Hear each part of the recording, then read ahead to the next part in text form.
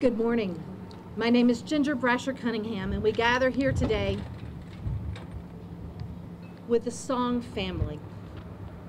On the last day of January, tragedy struck our community, and in response to the sorrow that has been woven into the fabric of our town, we gather.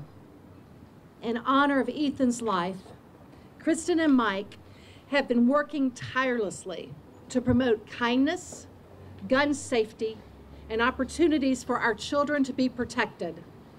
They have asked me, as their pastor standing in front of their church home, to take a moment to center us as we respectfully move forward with greater awareness, compassion, and yes, in hope. Please join me in a moment of silence.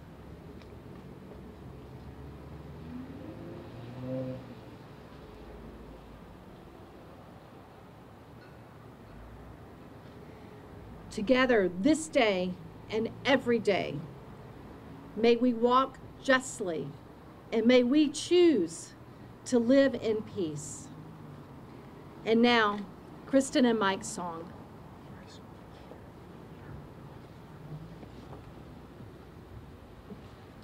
Good morning. My name is Kristen Song. Thank you for all being here. I'm Ethan's mommy. On January 31st, 2018, my beautiful boy, Ethan, walked out of our home and out of our lives. He walked to his friend's house where he picked up an unsecured loaded gun and was shot in the head. Ethan had zero chance of survival. At the same time my beautiful boy was dying in that house, I was putting in a roast for dinner to celebrate Ethan getting his braces off that morning. Life was good, until the unimaginable happened. I saw two police officers walking across my lawn. Like a rock being thrown on a frozen lake, my heart began to shatter. We have learned that the boys were playing with 3 unsecured guns for over 6 months. Dan Markle's idea of safe storage was to place his guns and ammunition in a shoebox in a Tupperware container. The keys to the trigger locks were in the same Tupperware container. Ethan's friend knew the location of the guns and keys, making the trigger locks useless and the guns unsecured. Ethan had never been introduced to guns until his friend showed him his father's guns. His friend also kept a gun under his bed for a month. On January 12, 2018, Dan Markle took Ethan, his son, and another boy outside to learn how to shoot. He did not ask our permission, nor did he let us know that he did this with Ethan. Later that night, while Dan Markle was home, the boys continued to play with the guns, taking photos and videos of themselves. To Ethan's friend, when you were in our home, know that you were loved, cherished, and most importantly, safe. Your father's job was to protect you from yourself and to protect other minors who entered his house. That was his job as a parent, not yours. And that is why DCF found him negligent. Your father owned the guns. He brought them into the house. He showed the boys how to shoot. He took you to shooting range. He videotaped you shooting and sent it to you so that you could show the other boys. Tragically, he was the one who recklessly stored his guns. What parent in their right mind would store keys, ammunition, and the guns in the same container knowing that teenage boys are coming into your house? Dan Markle knew the power of those guns and the damage they could do. It is Dan Markle who has Ethan's blood on his hands. Instead of Dan Markle stepping up like a man and taking responsibility for his actions and his recklessness in storing his guns, he is allowing his son to shoulder the blame. His son will carry that heavy burden forever. Know this, I would have traded places with Ethan in a second if it meant he could live. I would have died if it meant Ethan could have lived. That is what a parent looks like. Dan, I hope when you close your eyes at night that you see Ethan's face, not the beautiful face that it once was, but the face after he was shot. Ethan was so badly injured that we were not allowed to say goodbye to him in the hospital. I wanted to hold him, kiss his forehead, tell him again how loved and cherished he was and always will be. Emily, Evan, Mike, and I walked out of the hospital as my beautiful boy was being wheeled to the morgue.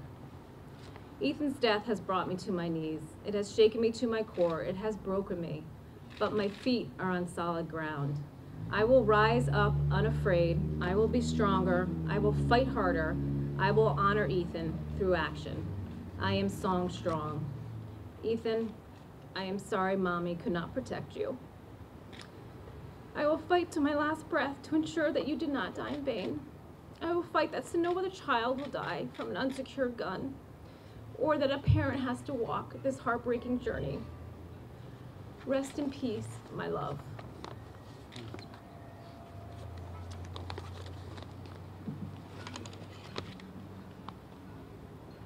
I'm Ethan's dad, Mike Song. I first of all wanted just to say to my wife, Kristen, you are the best parent I know. You were safety conscious every second of your life. You were always looking out for not only our kids, but the kids that came into our home. And I think you're a role model for everyone who aspires to be a great mom. I just want to say that publicly and just acknowledge how lucky I am, how fortunate.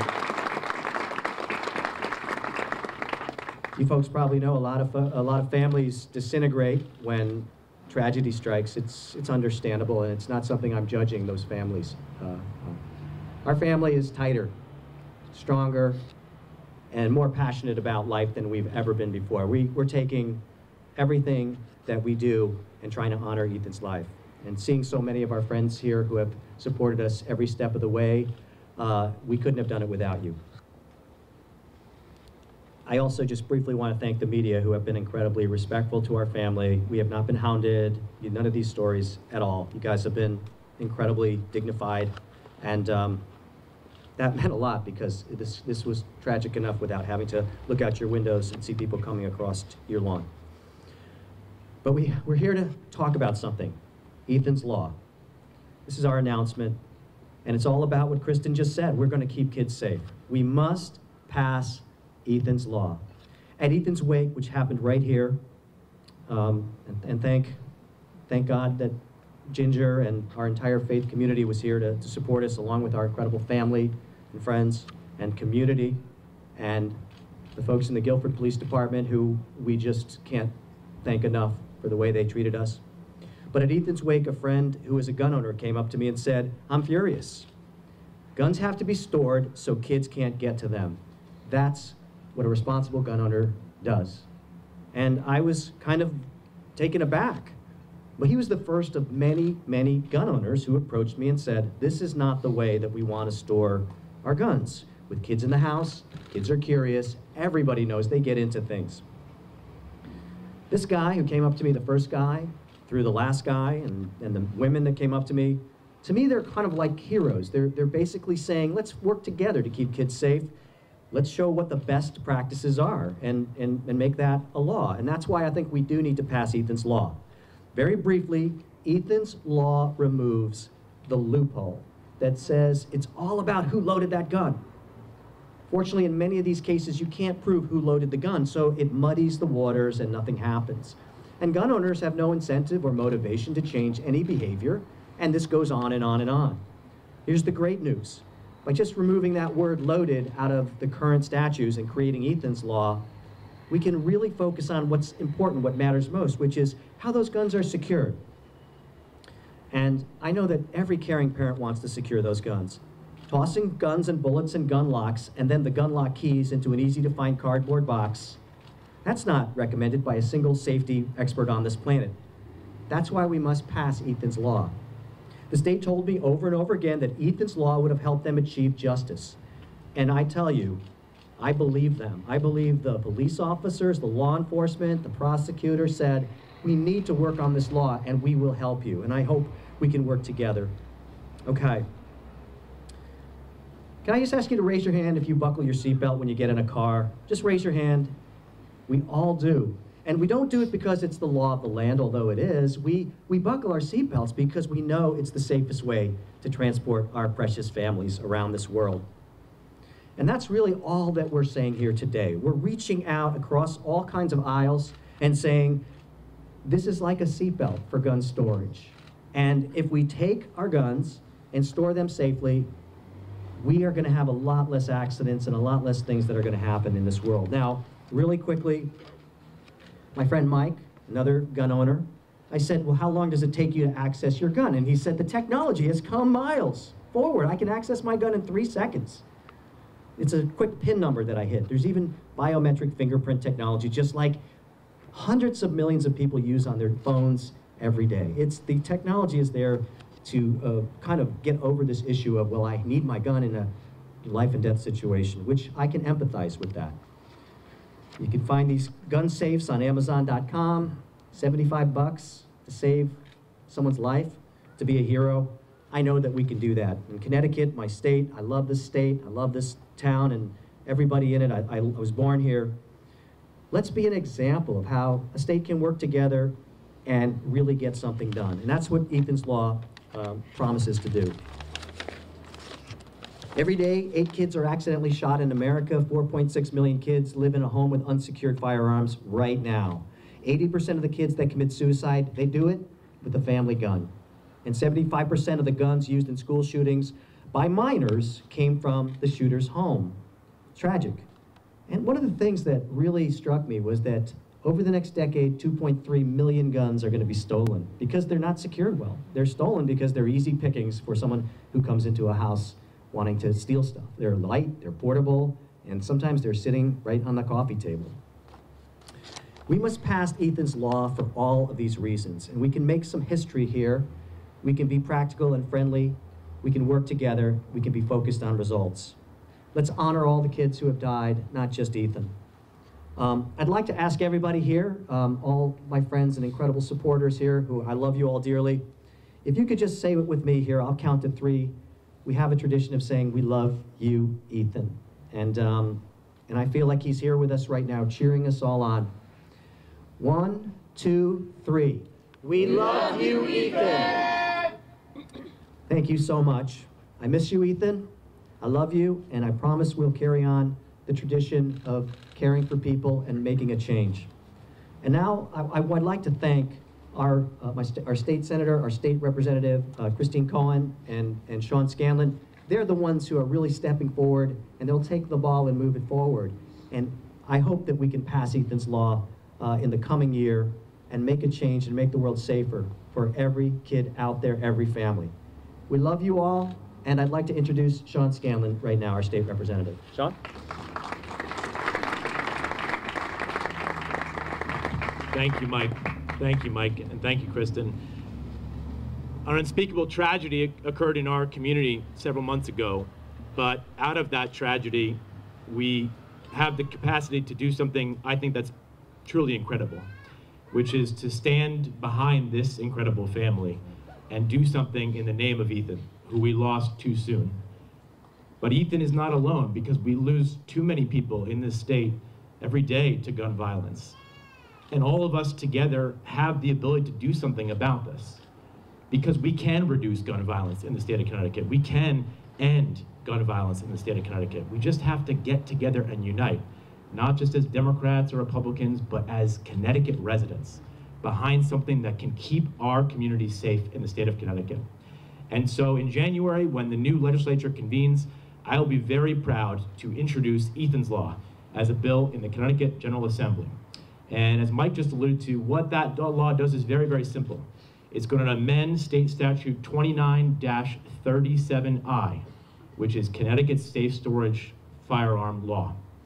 And because of the word loaded being in that statute today, the owner of this gun is not being prosecuted.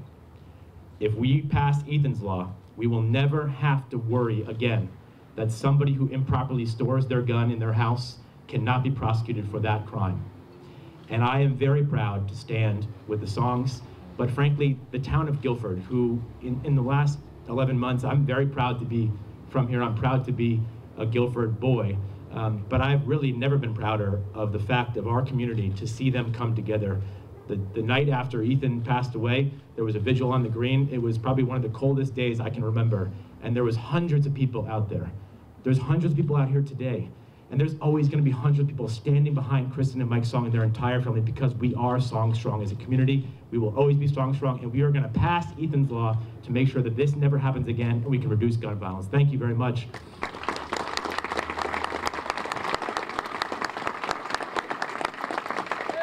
And it's my pleasure to introduce Senator-elect Kristen Cohen, who I know will be a partner for me and with me in this effort to make sure that we pass Ethan's Law. Senator-elect Cohen.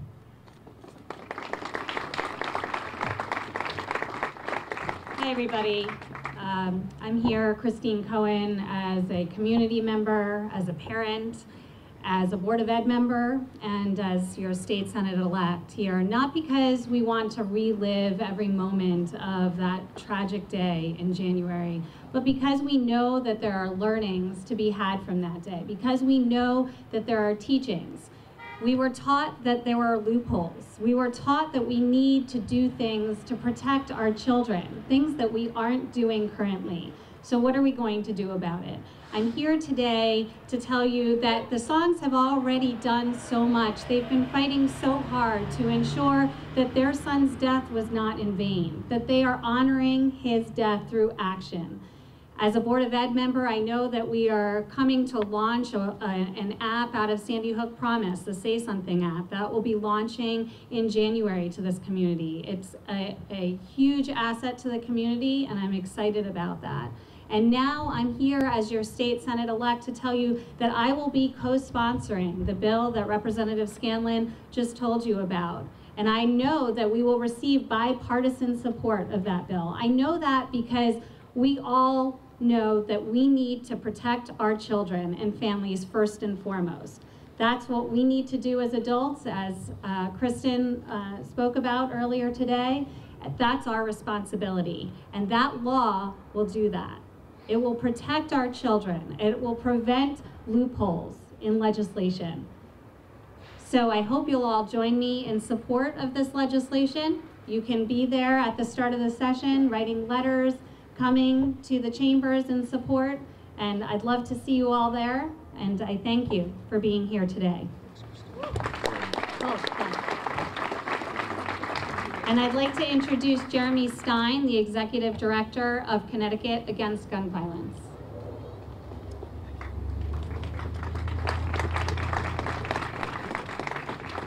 Thank you everyone for coming today, especially thank you to Kristen and Mike Song for their strength. They are like a battery for us to do the job that we need to do. When I know that someone who has faced the kind of loss that they have faced, to do what we do in Connecticut Against Gun Violence is an easy task compared to what they have to go through. We've been around for 25 years. We literally write the laws in Connecticut. We've been doing it for a long time. And what we do is we write common sense gun laws. Common sense gun laws that we help get passed so that you and I and my family and others can be safe in the state of Connecticut. This is low-hanging fruit, people. We want to be safe here. And we want to make sure that we're passing laws that keep us all safe all the time. As part of my job, in addition to trying to write and pass these laws, there's two things that I can think of that are the hardest thing that I can do as the Executive Director of Connecticut Against Gun Violence. And one of them is right now is being with parents who have lost their children. And I have to be here and try to pretend like it's all right, like this is never going to happen again. Because I know it will, because I've talked to thousands of survivors, thousands of people who have lost their children and their parents and their wives and their husbands. And this has to end now. Now, folks.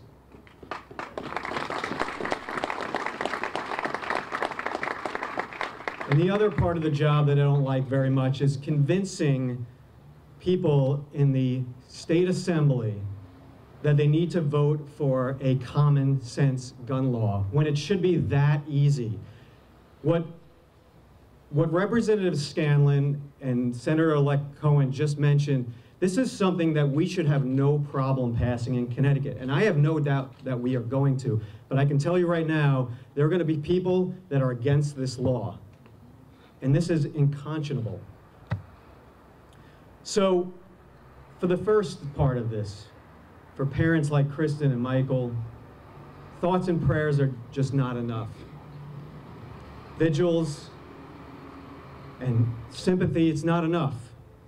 What CAGV offers And what I offer is that we will work tirelessly with the help of everyone here and everyone that will show up in Hartford to pass a child protection access law so that this never happens again. We will make sure that Ethan's law gets passed, because this is something that we need to do to keep our communities safe. And it's not just the children in Guilford, it's so many other children around the state and around the country. I mean, just last week, there was a 4-year-old in Hartford who was shot because he got access to an unsecured gun, a 4-year-old. Last week, a 13-year-old girl was shot in Wisconsin. A 14-year-old girl was shot and killed in Georgia. A 5-year-old was killed. A 17-year-old was shot in Michigan. And all 5 of these were killed or shot in the safety of their own home. And what we know is that where states have the strictest gun laws, half as many children die from firearms. Half. And we can do this by just passing a simple law and requiring people to lock up their guns when they're not using them. This is something that even the NRA preaches. And for the second part, for the people I have to convince to try to vote for this law, I am sending a warning to all the legislators that think that this is not a good idea, to all the legislators that think that they would rather line their pockets with NRA money. I am warning you right now. We are going to do what we just did this past election. If you are not going to vote for common sense, then the people of Connecticut will vote you out. So thank you once again to Kristen and Mike. I know this is going to be a long battle. Unfortunately, this is a marathon, but we're going to get this done. We are going to make sure this never happens to anyone else, and that we never have to appear in such a setting to talk about someone who had to bury their children before their time. Thank you very much. Please, let's be the change that we want to see in Connecticut. Thank you.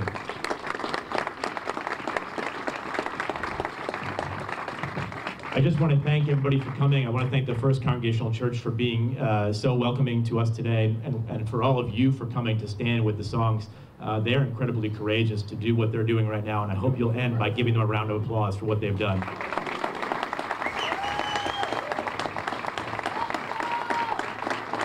To the media, the Song family is not going to take any questions today, but all of you do have a press release in your inbox from me that has some comments from them about what they've said today. So thank you all again very much.